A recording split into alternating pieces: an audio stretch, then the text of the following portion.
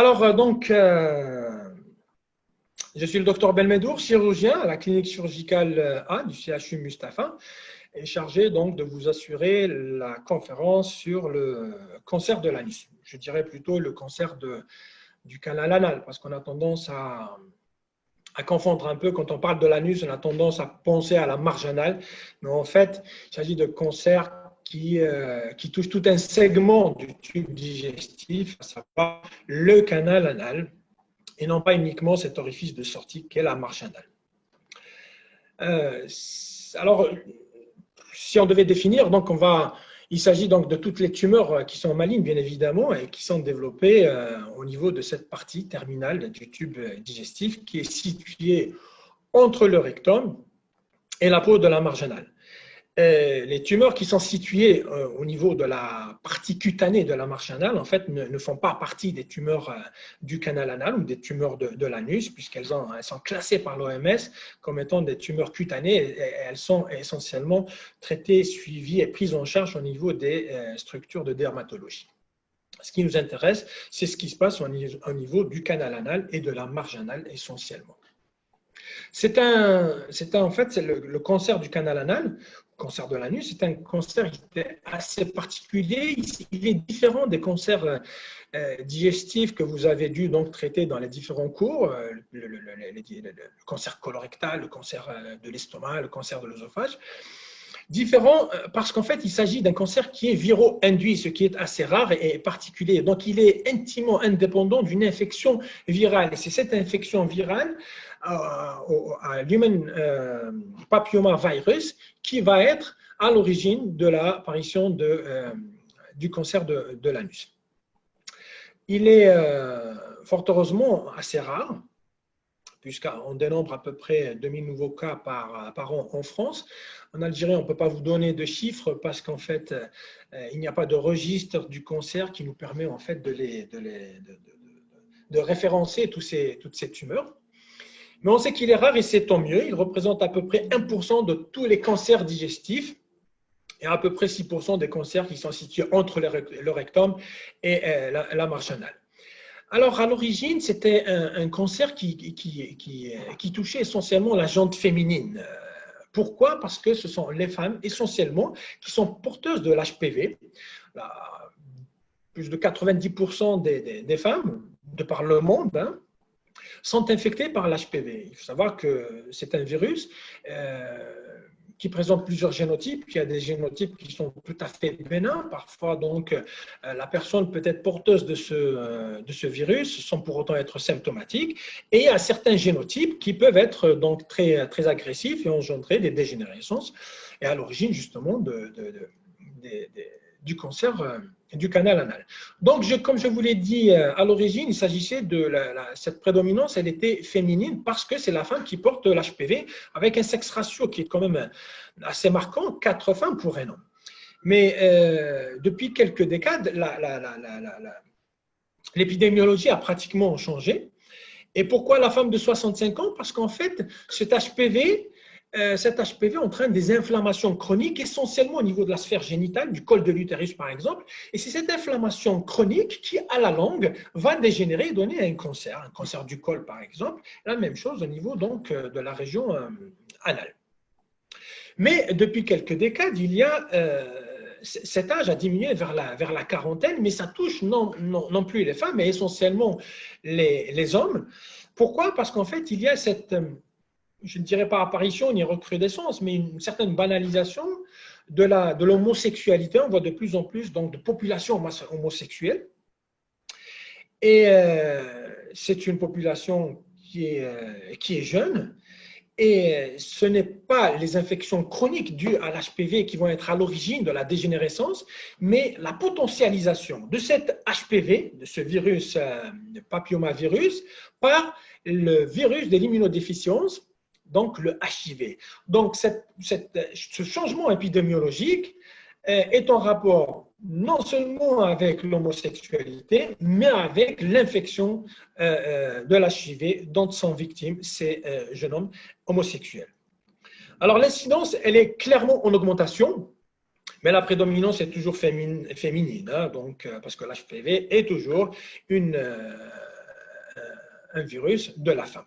Donc l'incidence, elle est en augmentation de par le monde. On note 1,3% aux USA, ce qui n'est pas négligeable.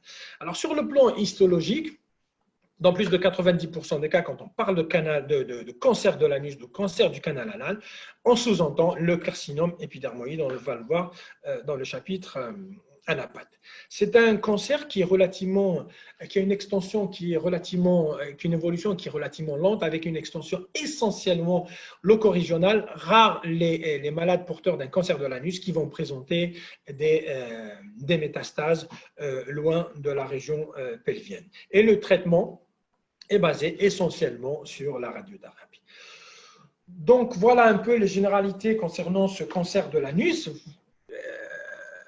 Avant d'aller vers plus de détails, on va faire connaissance avec le canal anal sur le plan anatomique. Donc c'est cette portion toute terminale du tube digestif que l'on voit ici en vert et qui sépare le rectum du milieu extérieur. C'est un segment digestif pratiquement qui est long de 3 à 4 cm.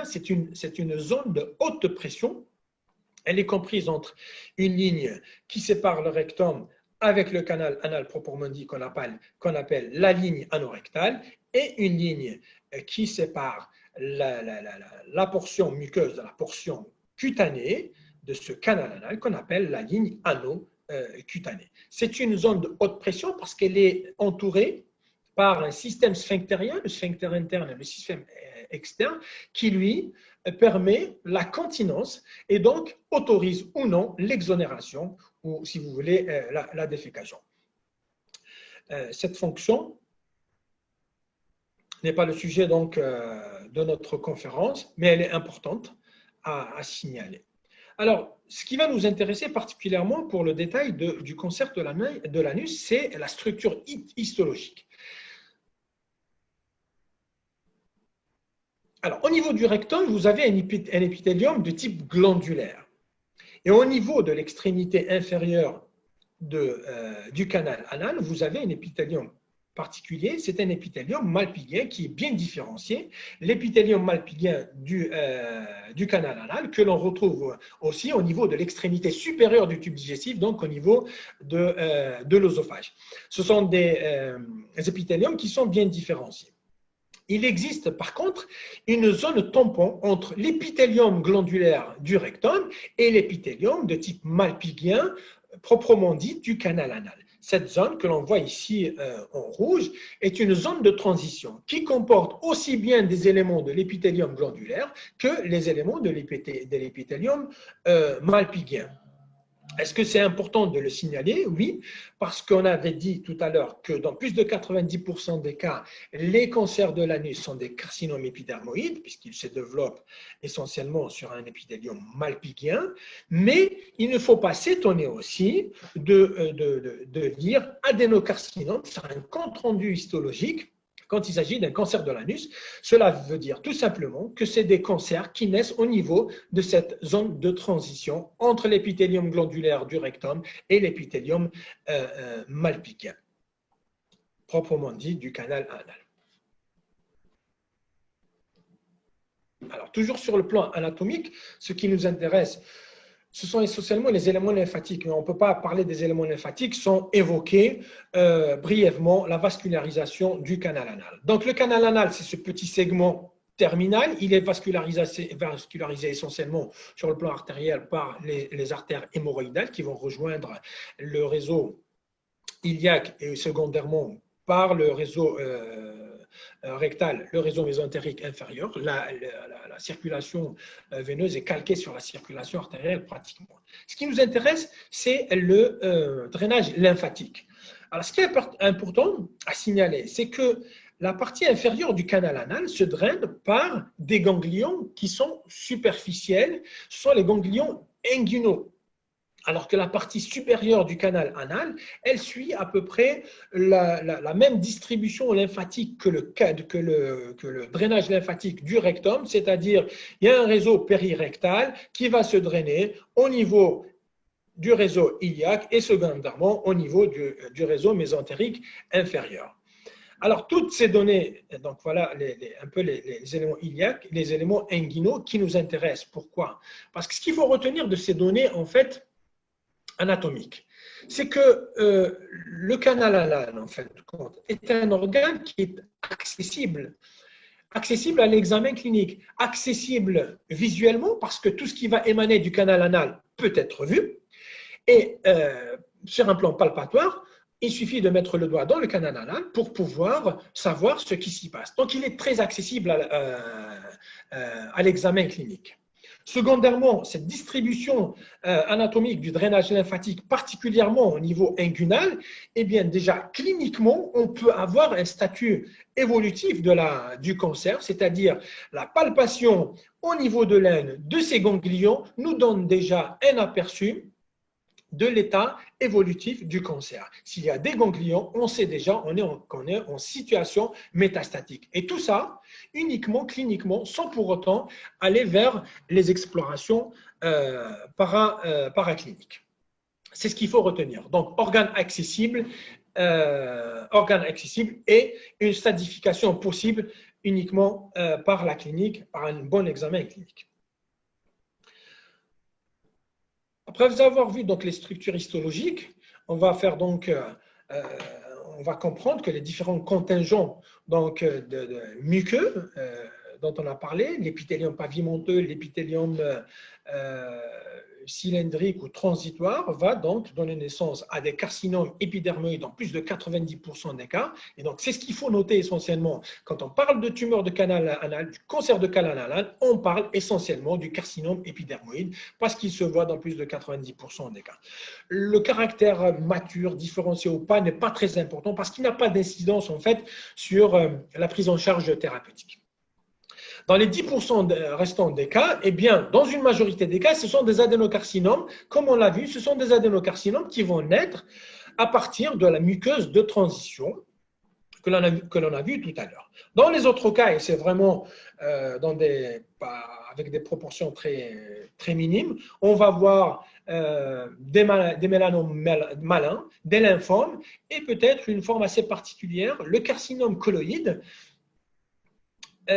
qui se présente sous forme d'un périnée fistuleux, mais avec une émanation de tissu colloïde. Et là, je vous ai donc mis une photo assez parlante. Voici donc une patiente qui nous avait été adressée initialement pour ces fistules-là.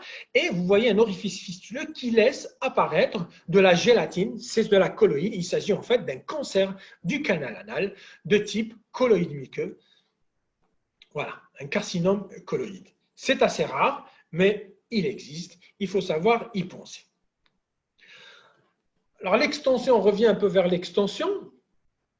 L'extension, on a dit que les métastases sont assez rares dans le cancer du canal anal. L'extension, elle est essentiellement locorégionale. Donc, elle va se faire vers le haut du côté du rectum, vers le bas du côté de la marge anale, en profondeur vers le système sphinctérien et vers en fait la graisse tout autour de la région anorectale qu'on appelle la graisse ischio-rectale, là où il y a également beaucoup de ganglions.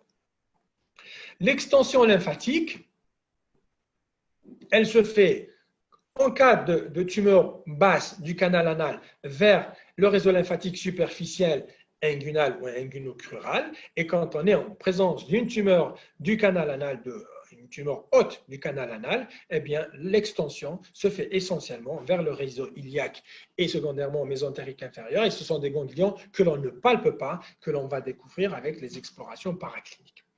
Comme je vous l'ai dit, les métastases viscérales sont rares, mais par ordre de fréquence, elles se voient en premier lieu au niveau du foie, du poumon, puis au niveau de l'os, comme pratiquement dans tous les cancers digestifs.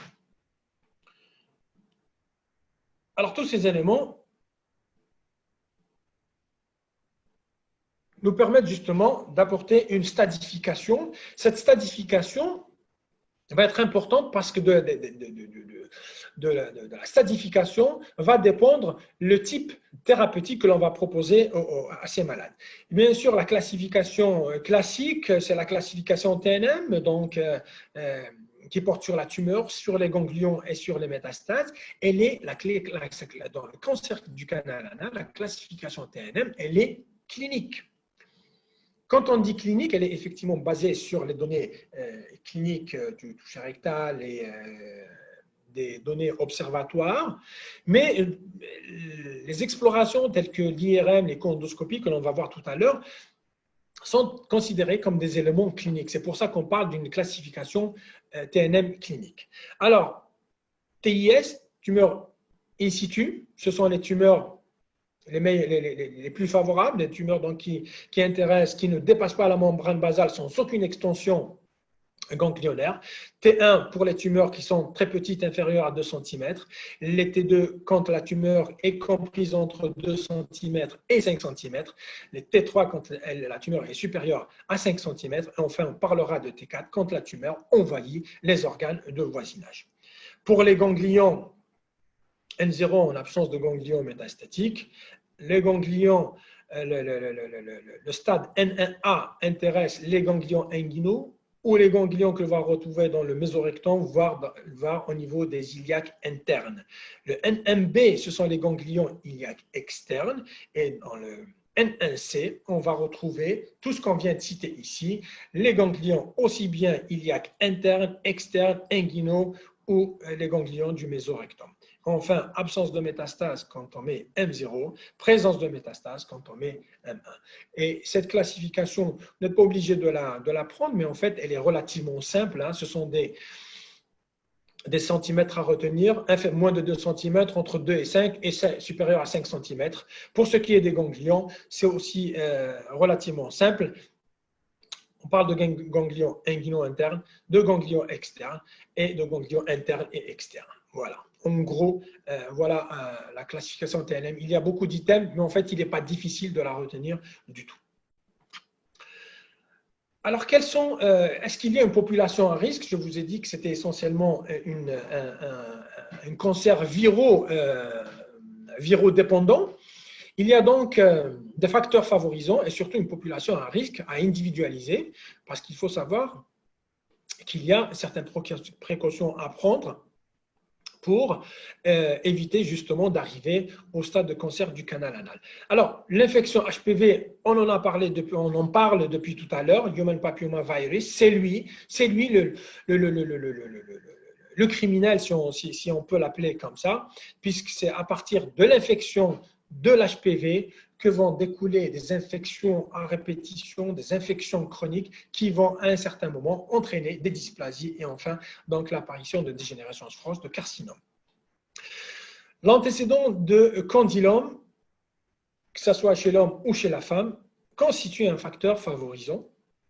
La présence de dysplasie, ce sont des facteurs, ce sont des situations précancéreuses, des dysplasies que l'on voit souvent chez les femmes, dysplasie surtout vulvaire et cervicale. L'homosexualité et la multiplication des partenaires, surtout quand il y a des rapports anaux. Et enfin, l'immunodépression. L'immunodépression, alors quelle que soit l'immunodépression, qu'il s'agisse de l'immunodépression engendrée par l'infection HIV, mais également les immunosuppressions induites, surtout chez les patients qui sont greffés, pour lesquels on prescrit des immunosuppresseurs. Ils sont certes vulnérables à toutes sortes d'infections, mais ici on parle de cancer de l'anus et d'HPV, ils sont donc aussi vulnérables à une infection par le HPV.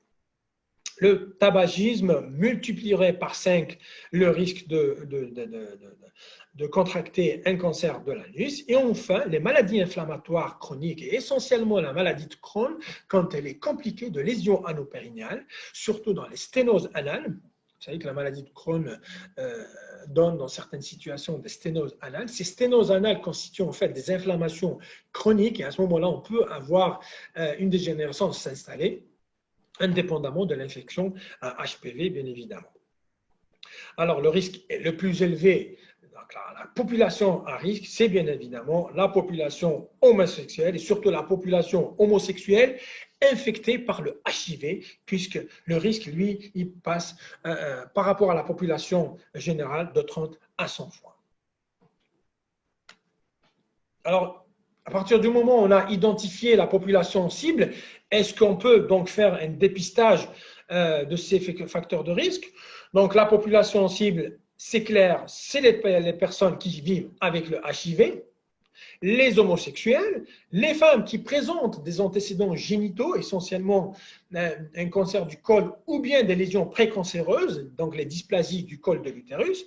Et enfin, les patients qui ont des condylomes, aussi bien au niveau de la région anale que la région génitale, et ça intéresse aussi bien les hommes que les femmes.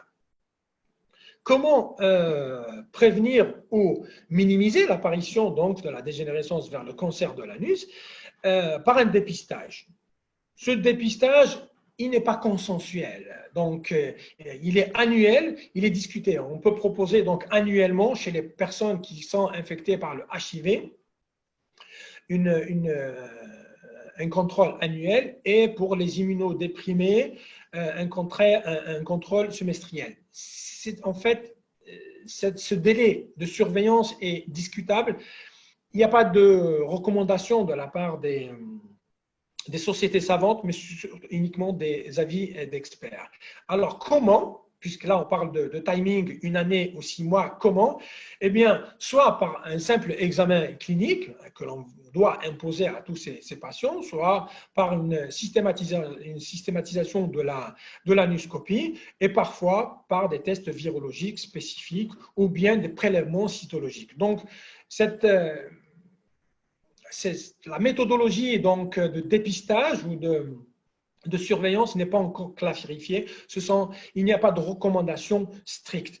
Mais sachez, surtout identifier la population cible, les femmes qui sont porteuses de lésions précancéreuses génitales essentiellement ou de cancer génital du col de l'utérus principalement, et la population homosexuels, surtout infectés par le HIV. Alors, le diagnostic, il est relativement simple. Pourquoi? Parce que c'est un organe, on l'a dit, il est accessible à la clinique. Mais souvent, les patients, le diagnostic est vu à un stade relativement tardif. Pourquoi? Parce que la symptomatologie clinique n'est pas spécifique au cancer de l'anus. Donc, vous verrez des patients qui vont présenter des signes proctologiques, de pathologies classiques en faveur d'hémorroïdes, de fissures anales, d'abcès, de fistules. Et ces signes, ils peuvent être tout simplement négligés aussi bien par le malade lui-même que par le médecin. Les médecins qui sont consultés, donc certains de nos confrères, ont tendance à négliger les signes d'appel proctologiques et ont tendance également, et ça donc je vous exhorte à ne pas le faire, la prescription sans examen clinique doit être interdite et proscrite formellement. Même si un patient vient vous dire, voilà, j'ai des hémorroïdes, qu'est-ce que vous me donnez comme traitement? Il n'est pas question de rentrer dans ce jeu-là, surtout que la symptomatologie, surtout les signes cliniques qui intéressent la région proctologique, font que le patient a tendance à décrire, mais ne pas vouloir se faire examiner. Donc, vous, en tant que futur médecin, il n'est pas question pour vous de prescrire un quelconque traitement sur la base des dires d'un patient. L'examen est systématique. Alors, ces signes, il peut s'agir donc de rectorragie, de douleurs, donc ce sont des proctalgies banales. On peut des douleurs qui peuvent donc simuler un syndrome fissuraire typique, faire avoir un prurite anal, et à ce moment-là, on va penser à une mycose, on peut penser à une parasitose. Parfois, le patient vous rapporte la notion de palpation d'une masse. Vous-même pouvez parfois faire un toucher et palper une masse, mais tout le monde va parler de maladie hémorroïdaire, surtout devant quelque chose qui sort, une masse palpable. C'est souvent, pour les patients, c'est tout ce qui est palpable il s'agit d'hémorroïdes. Alors, ça peut être aussi donc une collection, un abcès, une fistule anale, une vraie fistule anale parfois. Vous avez vu tout à l'heure, l'image de tout à l'heure que je vous ai montrée, c'est un patient qui est venu, qui nous a été adressé pour fistule anale, et pourtant le contenu qui émanait de ces orifices n'était pas du tout purulent. Il s'agissait de matière colloïde qui normalement devrait donner à réfléchir.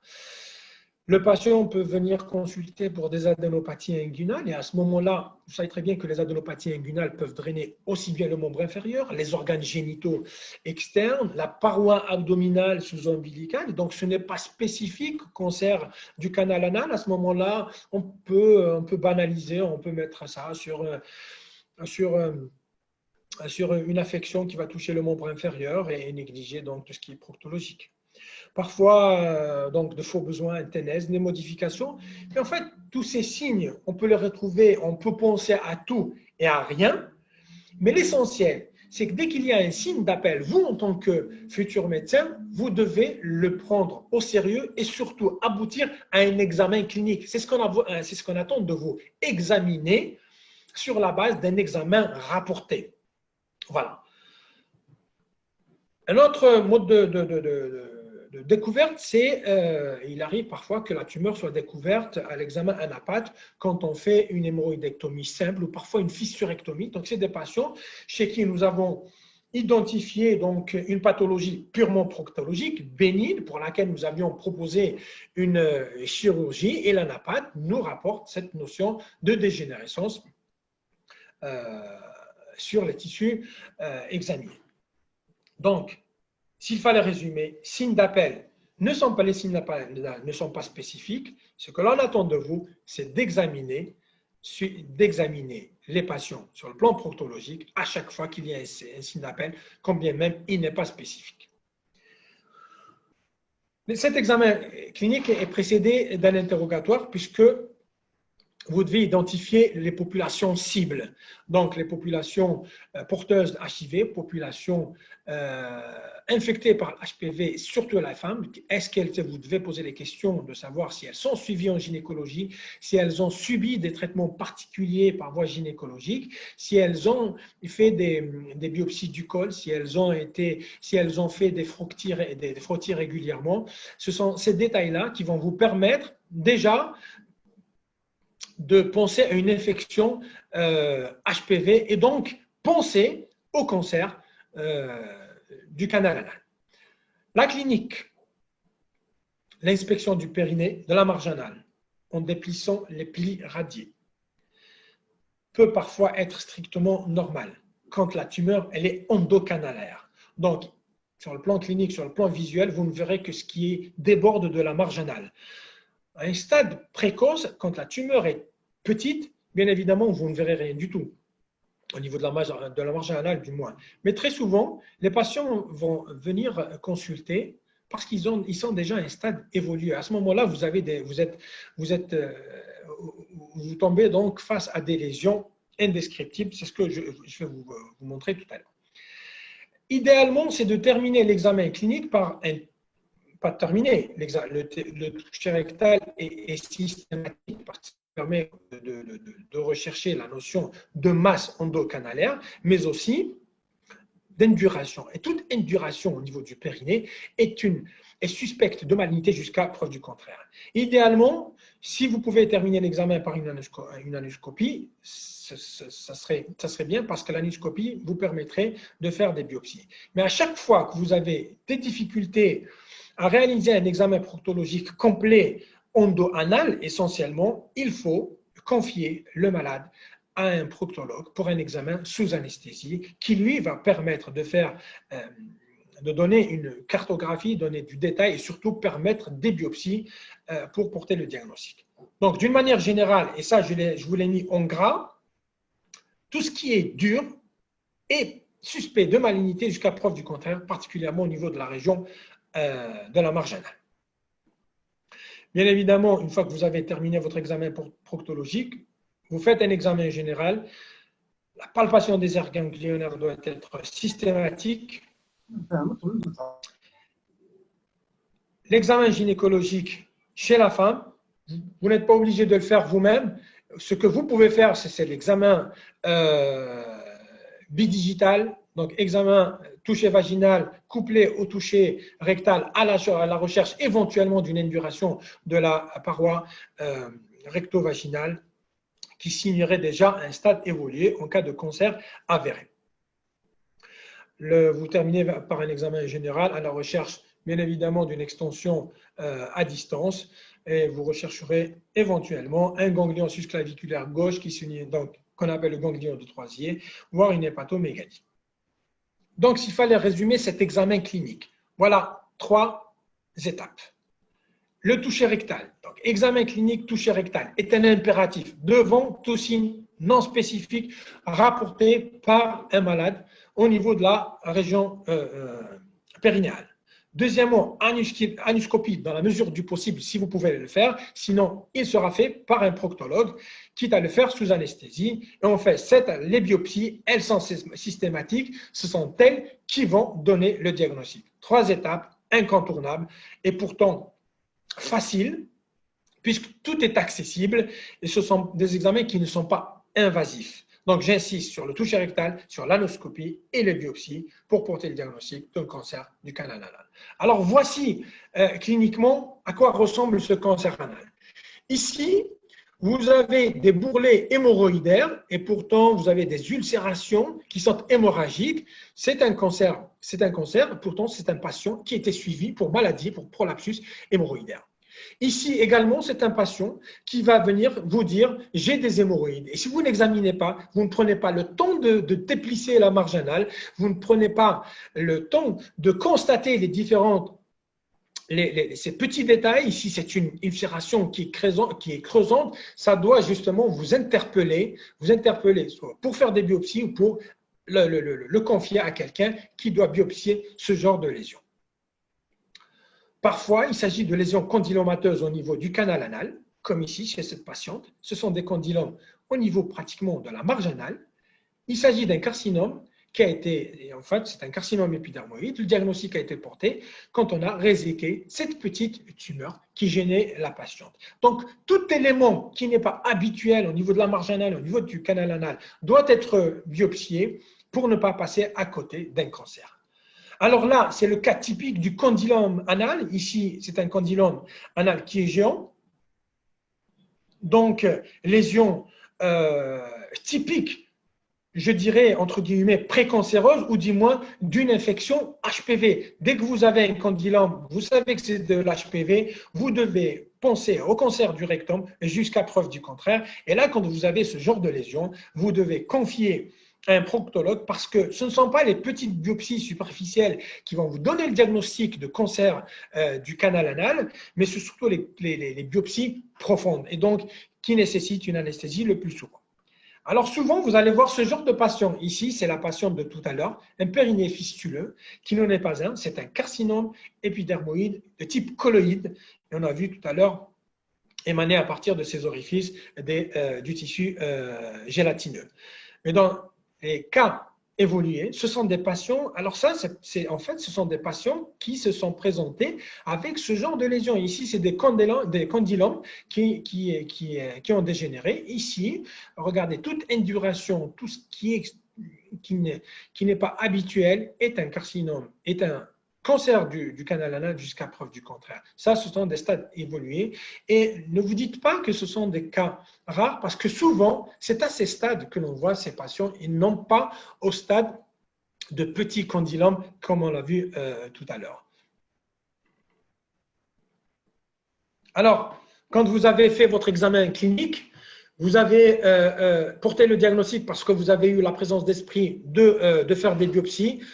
Les biopsies vous disent cancer du canal anal, carcinome épidermoïde ou même parfois adénocarcinome, quels sont les examens complémentaires qu'il faut faire. En fait, dans le cancer du canal anal, les examens complémentaires sont là pour avoir donc une stadification et réaliser un bilan d'extension. Le diagnostic, il est facile.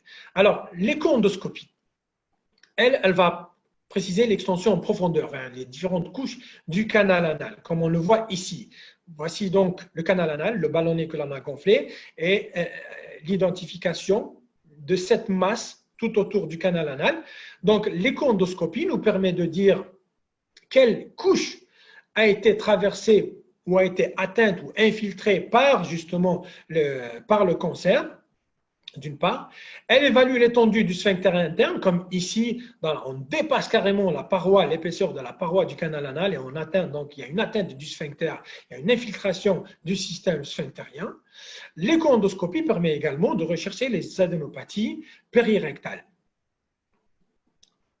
L'écho-endoscopie est à l'origine d'une classification. On a vu tout à l'heure une classification clinique TNM. Il y a une classification ultrasonographique, USTN, mais c'est exactement la même chose, tumeur et ganglion, mais ultrasonographique. Alors le T1, c'est une atteinte de la muqueuse et de la sous-muqueuse, sans qu'il y ait donc envahissement ou dépassement de la paroi, sans qu'il y ait atteinte du sphincter. À partir de T2, vous avez une tumeur qui atteint le sphincter interne sans atteindre le sphincter externe. Je vais expliquer ce qu'est le sphincter interne et ce qu'est le sphincter externe. Le sphincter interne, en fait, n'est pas une entité particulière ou individualisable. Le sphincter interne au niveau du canal anal n'est rien d'autre qu'un épaississement de la couche musculaire du canal anal. Vous avez une couche musculaire dans tout le tube digestif. Au niveau du côlon, du rectum, vous avez une couche musculaire. Donc muqueuse, sous-muqueuse, musculeuse et séreuse. Cette couche musculeuse, au niveau du canal anal, eh ben, elle est un peu plus épaissie et elle porte le nom de sphincter interne. C'est un sphincter qui est lisse. Contrairement au sphincter externe, qui lui est un muscle strié, qui est une entité à part, indépendante du canal anal lui-même. Donc, quand on parle d'atteinte du sphincter interne, c'est une tumeur qui est toujours dans le canal anal, mais qui ne déborde pas à l'extérieur. L'atteinte du sphincter interne, ça veut dire que la tumeur a débordé de l'épaisseur du canal anal.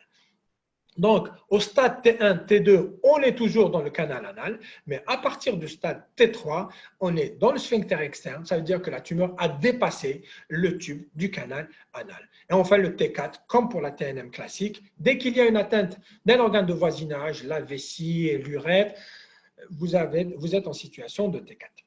Pour ce qui est des adénopathies, même chose, N0, cela suppose qu'il n'y a pas d'adénopathie identifiée à l'ultrasonographie, et N+, adénopathie identifiée. En fait, les adénopathies ne sont suspectes que quand elles sont supérieures à 10 mm.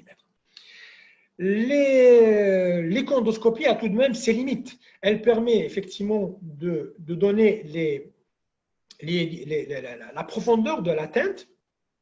Elle permet d'identifier les ganglions, mais quand vous montez un peu au niveau du pelvis, quand vous avez des ganglions au niveau de l'étage moyen et supérieur du pelvis, eh bien vous avez l'échoendoscopie, elle, pratiquement ne peut pas suivre, donc l'échoendoscopie ne peut pas dire qu'il y a des ganglions pelviens. Donc à ce titre, il faut passer à autre chose, et c'est surtout l'IRM pelvienne qui va, elle, nous dire qu'il y a d'autres adénopathies au niveau du mésorectum dans sa partie supérieure ou au niveau du réseau vasculaire pelvien, essentiellement iliaque. Donc, elle est intéressante pour les tumeurs évoluées. Elle détecte les ganglions iliaques et surtout recherche, elle est beaucoup plus performante que l'échoendoscopie pour l'atteinte des organes de voisinage. Ici, vous avez une IRM qui montre cette irrégularité de la ligne qui sépare le vagin du rectum. Il y a une infiltration de la cloison recto-vaginale. L'IRM, là, prend le dessus sur l'écho-endoscopie. Le scanner, quelle est la place du scanner abdominal? Eh bien, lui, c'est surtout à la recherche des métastases, non pas ganglionnaires, mais des métastases viscérales à distance, donc au niveau du poumon, au niveau du foie et ailleurs de l'étage abdominal. Alors, le TEP, l'imagerie métabolique, le TEP scan, il est un peu controversé. Il est utile pour déterminer si une adénopathie est métastatique ou non. Alors, le problème avec le PET scan, donc le PET scan, c'est quoi? Donc, on utilise du glucose du glucose avec un marqueur radioactif que l'on va injecter et ce glucose radioactif va être absorbé par la tumeur. Ici, on a une radioactivité qui est donc, vous voyez cette image en jaune, ce glucose est absorbé par la tumeur. On voit donc un signal très fort ici. Et à côté, une adénopathie donc, qui a absorbé le glucose radioactif. Alors, pour ce qui est de la tumeur, on sait qu'il s'agit d'une tumeur puisqu'on a déjà des biopsies, donc cette radioactivité correspond au site tumoral. Mais pour ce qui est des adénopathies, en fait, dans presque près de la moitié des cas, on peut avoir des adénopathies inflammatoires qui donnent exactement le même aspect que les adénopathies tumorales. C'est pour ça que le PET scan n'a pas été généralisé donc, dans l'arsenal en fait exploratoire des situations métastatiques en cas de cancer du canal anal. Donc, mais retenez qu'il est utile parfois, il est utilisé, je pense que il est à performer, c'est tout. Donc, ce qu'il faut retenir, à l'issue de l'examen clinique, à l'issue des examens paracliniques, la clinique, anuscopie, toucher rectal, biopsie, sans oublier l'examen gynécologique, identification de la population cible. Sur le plan paraclinique, l'échondoscopie, l'IRM, le PET scan, donc plus ou moins le PET scan et surtout les sérologies HIV sont systématiques pour enfin cerner, donc faire le point sur le plan diagnostique et surtout sur le plan évolutif de ce cancer. On a fait le diagnostic, on a fait un bilan d'extension chez ces patients, on sait qu'il est HIV ou pas HIV, on sait qu'il est porteur de l'HPV ou pas. Maintenant, il faut traiter ces patients. Alors, quel est l'objectif du traitement? D'abord, c'est de supprimer bien évidemment la tumeur, mais en minimisant les séquelles fonctionnelles. Ce patient a besoin de son sphincter anal, il a besoin d'avoir une fonction, une continence normale, et donc, en tant que thérapeute, il faudra qu'on règle le problème de la tumeur, donc du cancer, sans pour autant, dans la mesure du possible, bien évidemment, entraîner des dégâts fonctionnels. Ceci n'est pas toujours évident. Donc, objectif, préserver la fonction sphinctérienne dans la mesure du possible et bien évidemment, éviter la récidive. Quelles sont les armes thérapeutiques? D'abord, ce qu'il faut retenir, c'est que le cancer du canal anal, la chirurgie n'a qu'une place assez limitée dans le cancer du canal anal. Ce qu'il faut retenir d'emblée, c'est que le canal anal, le traitement du cancer du canal anal, il est comment je vais exprimer ça? Il se fait par radiothérapie et chimiothérapie. Voilà. Donc, les armes thérapeutiques, la radiothérapie, la chimiothérapie qui est couplée à la radiothérapie. Troisième option, l'association de la radiothérapie avec la chirurgie. Quatrième option, la chirurgie exclusive. Et enfin, plutôt la chimiothérapie exclusive et enfin la chirurgie exclusive. Alors, on va voir en détail un peu, sans trop rentrer dans les détails, mais on va voir un peu la place des différentes méthodes thérapeutiques dans le traitement du cancer du canal anal. Alors, la radiothérapie, on a deux possibilités. Soit il s'agit d'une radiothérapie externe, et c'est celle qui est le plus souvent utilisée. Donc, par irradiation, on en voit à peu près le patient est irradié à raison de 45 degrés, suivant un schéma thérapeutique. On ne va pas rentrer dans le détail. La deuxième option de la radiothérapie, c'est la curithérapie. Alors, il y a quelques années, on utilisait des aiguilles de radium que l'on implantait directement dans la tumeur pour espérer justement la réduction de son volume. Mais actuellement, on utilise des aiguilles d'iridium 190 que l'on implante non pas dans la tumeur, mais plutôt dans la couche basale. Cette implantation se fait sous anesthésie générale. Et idéalement, c'est une curithérapie qui vient compléter un geste d'exérèse incomplet. L'option de la chimiothérapie, quand elle est utilisée en association avec la radiothérapie, elle fait appel au 5-fluorouracile avec la mitomycine C. Quand elle est utilisée en option exclusive, c'est-à-dire chimiothérapie exclusive, eh bien, on fait appel toujours au 5-fluorouracile, donc le 5-FU, mais dans ce cas-là est couplé à au cisplatine.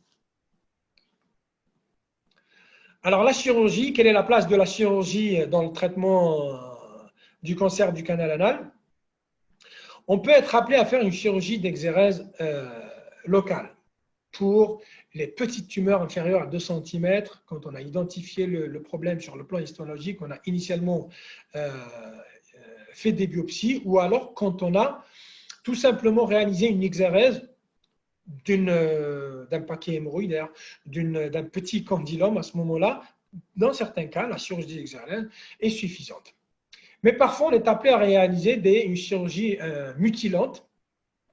Et dans les cas du cancer du canal anal, il s'agit de ce qu'on appelle l'amputation abdominopérinale. C'est une intervention chirurgicale lourde qui consiste à enlever le rectum, le canal anal, avec tout le système sphinctérien, en espérant justement être aussi radical que possible et avec une marge de sécurité qui doit être au moins de 1 mm autour donc de la tumeur. Et s'il fallait résumer la chirurgie dans un cadre curatif, elle ne peut être discutée que dans les très petites tumeurs, les situations T1 sans aucune extension ganglionnaire. À ce moment-là, oui, on peut parler de chirurgie exclusive, de chirurgie curative. Mais il est exceptionnel de tomber sur un T1 dans le cas des cancers du canal anal. Et donc, la chirurgie est toujours une chirurgie complémentaire ou une chirurgie secondaire de rattrapage, voire une chirurgie de dérivation. Ce sont les colostomies, les décharges en fait coliques qui vont permettre tout simplement dans les situations de cancer du canal anal évolué de permettre de commencer la radiochimiothérapie. Pourquoi? Parce que dès que vous commencez la radiochimiothérapie, vous allez vous retrouver dans des situations d'effets secondaires tels que les amides, où le patient aura du mal à déféquer, aura du mal donc dans certaines situations à contrôler donc sa continence, et à ce moment-là, il vaut mieux dans un premier temps réaliser une colostomie et irradier le périnée secondairement. Alors, quelles sont les indications thérapeutiques? Que faut-il proposer et pour quel malade? Quand on a la chance de tomber sur un T1, c'est bien sûr le cas idéal, carcinome épidermoïde de la marge anale en situation T1 identifié à l'échoendoscopie. Là, on propose la chirurgie d'exérèse d'emblée, c'est la meilleure option thérapeutique. Mais pour les carcinomes épidermoïdes du canal anal, même en situation de T1, là en situation de marge anale, donc accessible. Quand on est dans le canal anal, en situation de T1 ultrasonographique, eh bien là, c'est une radiothérapie exclusive parce qu'on ne peut pas aller supprimer chirurgicalement une petite tumeur, il faut aller enlever le canal anal. Donc, quand elle est accessible au niveau de la marge anale, on peut l'enlever sans trop de risque de léser le sphincter. On opte pour la chirurgie. Quand elle est au niveau du canal anal, il faut opter pour la radiothérapie. À partir de T2, et quel que soit le N, il faut opter pour une radiochimiothérapie concomitante. Quand cette radiochimiothérapie n'a pas donné de bons résultats, ou bien n'a pas donné de résultats du tout, quand à l'issue de cette radiochimiothérapie, on a des conséquences sphinctériennes, donc il y a une incontinence qui s'installe, ou bien une lésion tissulaire des tissus adjacents tels que les fistules génitales, et bien à ce moment-là, il faut passer la main au chirurgien et réaliser un geste de chirurgie radicale, enlever donc tout le canal anal, le système sphinctérien par une amputation abdominopérinale.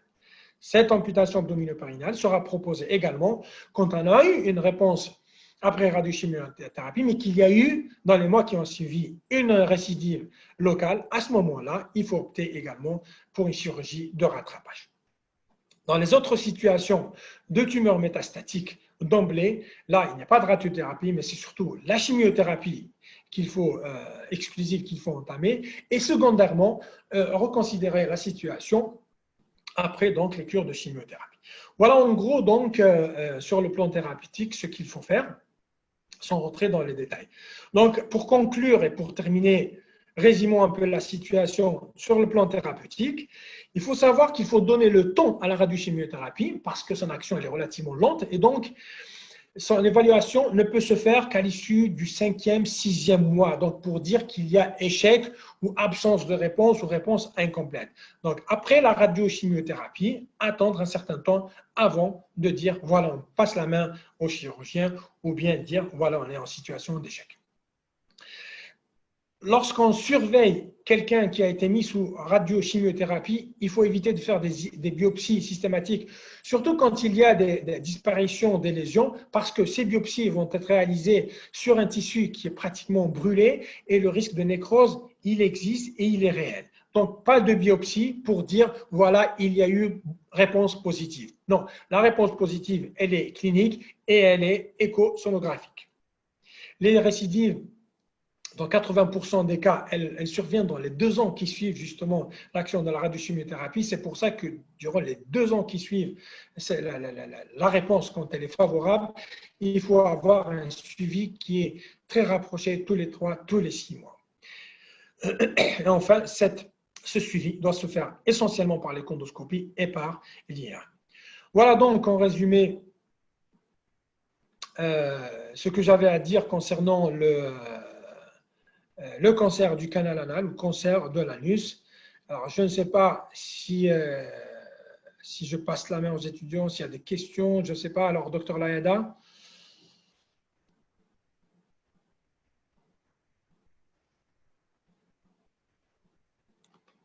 Est-ce qu'il y a quelqu'un au bout? Est-ce qu'ils m'attendent à 1 heure, 2 heures? Parce que les écoles en bout, j'ai qu'une seule. Yassine, tu peux lire les questions. Les questions, pour le moment, il n'y a rien qui s'affiche. Non, مانيش نسمع فيك. Tu m'entends là? Je ne t'entends pas. Je ne sais pas pourquoi. Active le son. Ben, il est activé, je n'ai rien touché. C'est qui derrière? Ah, d'accord, très bien. Non, très bien, très bien. La faute est Andy. Alors, on te pose la question, en cas d'hémorroïdes congestifs, oui. La biopsie est contre-indiquée, point d'interrogation. Il n'y a aucune raison de faire une biopsie sur une hémorroïde. Le diagnostic d'hémorroïde, de paquet hémorroïdaire, il est clinique, il est visuel. Donc, on n'a pas besoin de biopsie. Par contre, si on arrive à la chirurgie, que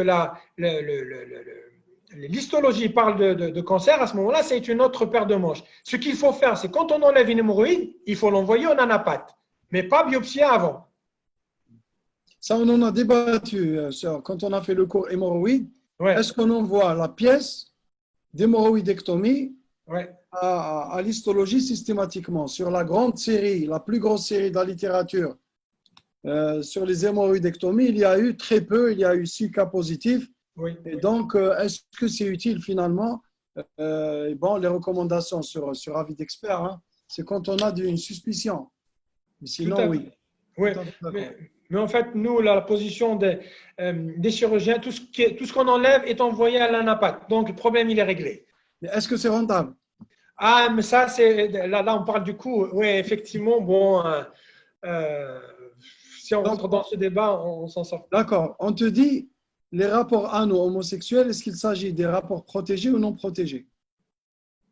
Alors, qu'ils soient protégés ou non protégés, le HPV va se retrouver aussi bien sur le préservatif que sur la verge non protégée. Donc, le HPV va se retrouver au niveau de la région du canal anal. Donc, l'infection HPV, elle existe et elle sera optimisée par l'éventualité d'un HIV derrière. Mais l'HPV, il est présent, protégé ou non. Et on te dit, est-ce que toute induration anopérinéale, lésion indurée, chez une personne HPV plus est une tumeur jusqu'à preuve du contraire? Tout à fait, ça ne se discute même pas. Même s'il n'y a pas d'HPV d'ailleurs. Oui, tout à fait. Quel est le traitement d'un condylome? Eh bien, le condylome, tout dépend donc du volume du condylome. Il y a des condylomes qui se traitent médicalement. Il y a des crèmes que l'on utilise. Il y a de la cryothérapie, il y a l'exérèse donc, par électrocoagulation. Donc, on traite les petits condylomes médicalement, c'est clair. Si ça disparaît, c'est bon. Si c'est du néo, ça ne va pas disparaître. Donc, la réponse clinique signe l'absence de néoplasie. L'absence de réponse clinique nous pousse à faire des biopsies. D'accord. Est-ce qu'il y a des marqueurs biologiques pour le cancer anal? Pas du tout. Pas du tout. Il n'y a pas de marqueur spécifique du tout. D'accord. Ouais, c'est la particularité de ce… Là, je n'ai pas bien compris la question. PET scan montre des adénopathies inflammatoires alors qu'il montre que les cellules glucophages. Là, je n'ai pas compris. Hein. Alors, oui, alors le PET scan, je me répète, donc on utilise du glucose radioactif. Normalement, une tumeur qui consomme beaucoup va capter. On aura un signal fort. Mais ce signal fort peut se retrouver quand il y a une réaction inflammatoire active. Elle aura le même signal et là, c'est à l'origine de faux positifs. Oui. Voilà. Le PET scan est systématique, mais il n'est pas disponible en Algérie. Il n'est pas systématique. Au contraire, il n'est demandé que quand on a des adénopathies qui nous posent un problème diagnostique. Voilà. Mais quand l'adénopathie elle est accessible cliniquement, il vaut mieux aller faire une biopsie ganglionnaire qu'un PET scan. Et il est disponible en Algérie. Il y a au moins il est disponible en Algérie, à Tizi Ouzou en tout cas. En tout cas, et à Al-Raya. La TDM thoraco-abdominale est-elle faite systématiquement devant un cancer du canal anal ou uniquement en présence de signes d'appel ou d'anomalies à l'examen clinique? Elle est systématique devant tous les cancers, canal anal, rectum, autres, systématiques. Il rentre dans le bilan d'extension, non discutable. Même avec la déformation anale par la tumeur, la radiothérapie est suffisante. Je n'ai pas compris. Non. Suffisante, on ne sait pas. On n'a pas le choix. La radiothérapie est inévitable quand on espère un peu être conservateur vis-à-vis du sphincter.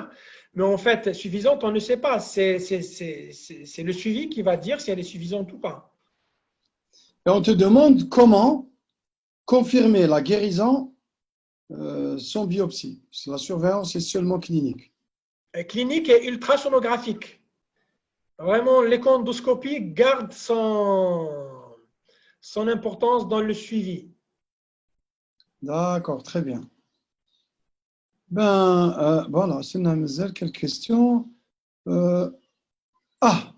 Comment faire la différence cliniquement entre un paquet hémorroïdaire et un cancer de l'anus? Ah, mais ça, un paquet hémorroïdaire, d'abord, il faut en avoir vu. La structure, c'est une structure qui est régulière. On pensera au cancer dès qu'il y a un élément qui devient irrégulier, peu habituel. C'est tout. Mais faire la différence, il n'y a pas d'élément. Une ulcération sur une hémorroïde peut être assimilée à un cancer, comme il peut s'agir juste d'une ulcération superficielle. Il n'y a que l'anapathe qui peut trancher. Mais quand on a des ulcérations creusantes, comme je vous l'ai montré, oui, il faut penser à autre chose qu'à des hémorroïdes. Est-ce qu'une pathologie sous-jacente anorectale chez une personne porteuse d'HPV est un facteur de risque? C'est trop ouvert là. Non. J'ai parlé par exemple de la maladie de Crohn, qui elle-même est un facteur de risque indépendamment de l'infection HPV. On peut faire donc un carcinome épidermoïde sur des lésions inflammatoires actives d'origine cronienne indépendamment de l'infection HPV. Quelle est la place de la sérologie en cas d'infection HPV et suspicion d'un cancer de l'anus? La sérologie, en fait, n'a pas sa place dans le diagnostic du tout. La sérologie pour le HPV, c'est quand on veut identifier une population cible, mais quand on est devant des lésions, il n'y a que l'histologie qui parle. La sérologie n'a pas sa place. Ok, donc merci beaucoup Yacine pour cet excellent exposé. Tu as beaucoup de merci, beaucoup de cœur. Ah, merci. Merci d'avoir écouté ce que j'avais à dire. C'est toujours un plaisir de t'écouter, de débattre avec toi. C'est gentil.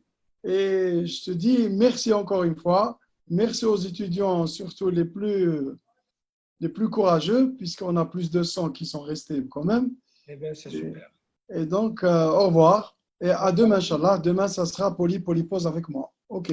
D'accord. Merci à tous. Allez, au revoir. Au revoir.